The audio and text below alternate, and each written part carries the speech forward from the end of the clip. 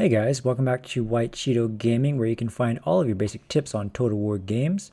We are currently working on a full playlist of complete guides for Total War Troy. If you are interested in this content and want to keep up to date with future guides, hit that subscribe button. Today we'll be looking at the unit roster of Sarpedon.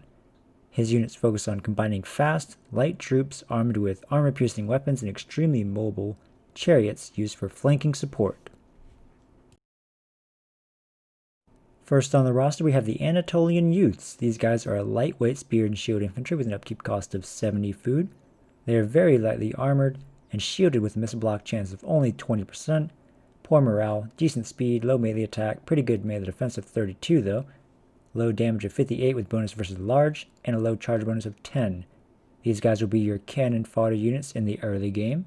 You can either throw them into the frontline engagement before your main frontline clashes, or you can use them to chase down enemy missile infantry. Try not to let these guys take too much missile fire. Axe Warriors. These are a medium weight axe and shield infantry with an upkeep cost of 100 food. They have decent armor and are shielded with a missile block chance of 40%, slightly higher morale, decent speed, 26 melee attack, low melee defense of 18, 72 damage, and 14 charge bonus. These guys have slightly higher armor but lower melee defense than the Anatolian Youths. You should use these guys for flanking the enemy front lines, or you can use them to bolster your own front lines, although they won't have good staying power. Lycian Axe Warriors. These are a medium-weight two-handed axe infantry with an upkeep cost of 90 food. They have good armor and decently high morale, decent speed, average melee combat stats with good armor-piercing values, decent charge bonus of 25 as well. These guys will be used for rear charging the enemy frontline units, or you can use them to bolster your front lines. Eastern Spearmen. These are a medium-weight spear and shield infantry with an upkeep cost of 115 food.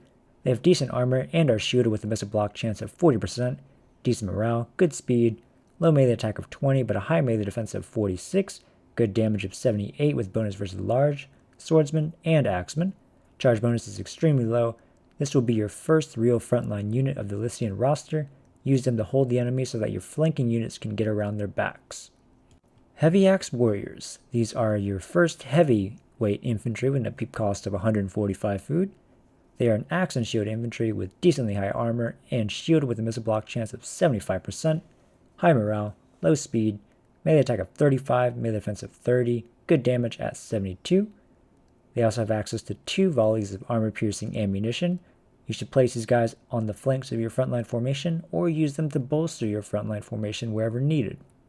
Khopesh Fighters. These are a medium-weight sword and shield infantry with an upkeep cost of 145 food.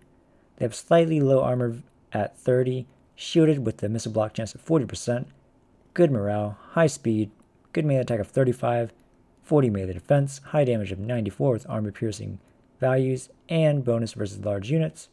Their charge bonus is fairly low at 15, and they reduce the bonuses of the attacker when flanked. These guys are pretty fast units, so you should utilize them for flanking the enemy front line if possible. You can also use them to chase down enemy missile infantry. Heavy Eastern Spearmen. These are a heavyweight spear and shield infantry with an upkeep cost of 135 food and 45 bronze. They have high armor and morale with a missile block chance of 75%, low speed, good melee attack of 32, high melee defense of 48, high damage at 90 with bonus versus large. These are the upgraded versions of the Eastern Spearmen.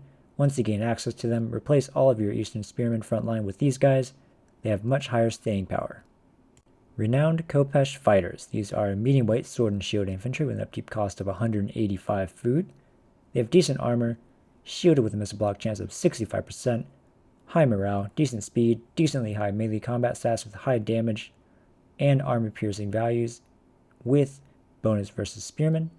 They have access to 2 armor-piercing volleys with a missile damage of 34. They have Encourage, which gives morale bonuses to nearby allies, and they are immune to being flanked. You should use these guys for flanking enemy front lines, fire their volleys into the enemy front lines' backs, and then charge them in. Renowned Lycian Warriors. These are a medium-weight, two-handed axe infantry with an upkeep cost of 125 food and 65 bronze. They have high armor and morale, decent speed, high melee attack, decently high melee defense, very high damage with good armor-piercing values, a good charge bonus along with improved bonuses when flanking enemy units. These guys will be used for rear charging the enemy front lines or bolstering your frontline units. Companions of Sarpedon. These are a heavyweight axe and shield infantry with an upkeep cost of 235 food. They are heavily armored with a missile block chance of 55%, extremely high morale, low speed, decently high melee attack, high melee defense, high damage at 118 with a bonus versus swordsman and spearman, decent charge bonus. They have access to 2 armor-piercing volleys, they cause fear and have improved flanking defense. You won't have many of these guys, so you should place them in the center of your frontline formation to ensure it doesn't collapse. Lastly are the Lycian champions. These are heavyweight 2-handed axe infantry with an upkeep cost of 150 food and 50 bronze. They are heavily armored with high morale, decent speed, high melee attack and melee defense, high damage with good armor-piercing values, good charge bonus as well. They have increased bonuses when flanking and cause fear. You should utilize these guys for charging into the enemy front line's backs. Just leave them in combat instead of psycho-charging to allow them to fully utilize their high combat stats. First of the ranged infantry are the Eastern Slingers. They are a lightweight slinger infantry with an upkeep cost of 90 food. They have almost no armor, fairly low morale, high speed, low melee combat stats, 28 ammunition, a huge range of 170 with 25 missile damage. Use these guys for firing at the enemy missile infantry. Once the enemy missile infantry is gone, then move them around the flanks to fire at the enemy's backs. Light Skirmishers. These are a lightweight javelin infantry with an upkeep cost of 80 food. They have low armor and morale, high speed, low melee combat stats, 15 ammunition, 100 range, 20 missile damage with good armor piercing values. Hide these guys in the woods on the sides of the battlefields, and then bring them out once the front lines clash. Utilize them for volleying into their backs for devastating damage. Heavy Anatolian Skirmishers. These are a medium-weight javelin infantry with an upkeep cost of 120 food, decent armor with a missile block chance of 35%, fairly low morale, decent speed, decent melee attack, and low melee defense, 15 ammunition, 75 range, 34 missile damage with good armor-piercing values. You should utilize these guys in the same way as the Light Skirmishers. Hunters. These are lightweight bow infantry with an upkeep cost of 135 food. They have decent armor and good morale, decent speed, 30 ammunition, 150 range, 27 missile damage. You should use these guys for firing into the enemy missile infantry and firing into the backs of routing enemies. Armored Lycian Archers. They are medium-weight bow infantry with an upkeep cost of 120 food and 70 bronze. They have good armor and high morale, low speed, 30 melee attack, decently high melee defense of 40, high damage of 125, 30 ammunition, 170 range, 34 missile damage. With good armor-piercing values, you can use these guys for firing into the enemy missile infantry. They can also take quite a bit of missile fire due to their good armor values. Lycian Winged Chariots. These are a lightweight bow chariot with an upkeep cost of 135 food and 20 bronze, fairly low armor, good morale, extremely high speed of 100, average melee combat stats, huge ammunition of 50, 90 range, high missile damage of 49.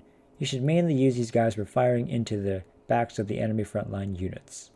Archer Chariots. These are a lightweight bow chariot with an upkeep cost of 180 food. They have decent armor, good morale, extremely high speed, low melee combat stats, 40 charge bonus, 50 ammunition, 120 range, a whopping 54 missile damage. You should keep these guys in skirmishing mode and have them hang around the flanks of the enemy front lines to fire into their backs or disrupt enemy missile infantry. Lastly, we have the Heavy Lycian Chariots. These are a heavyweight javelin chariot with an upkeep cost of 170 food and 80 bronze. They have good armor and high morale, high speed, average melee combat stats, 50 ammunition, 75 range, a whopping 60 missile damage with good armor piercing values.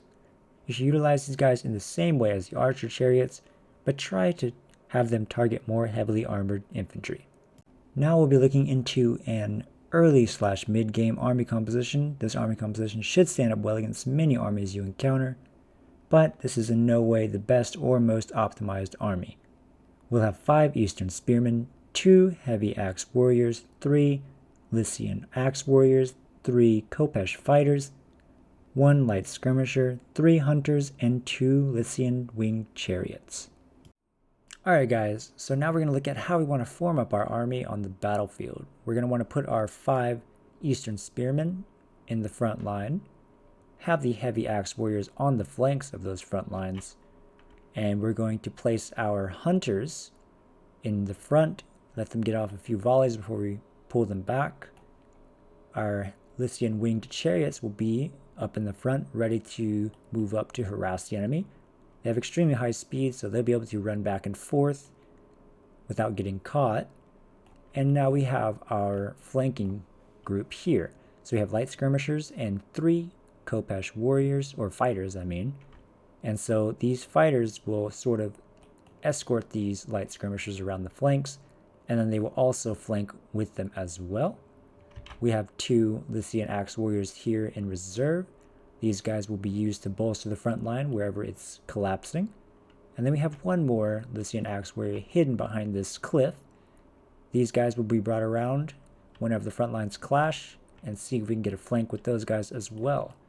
Sarpedon will be in the center just to give his morale boost. Alright guys, hope you enjoyed the video and found it informative for your Sarpedon campaign. Make sure to check out my other guides on the other faction units, which can be found at the end of this video. We are just finishing up the faction unit guides, and now we'll be putting out some campaign guides. Also make sure to drop a like, hit that subscribe button to get updates whenever we post more Total War content.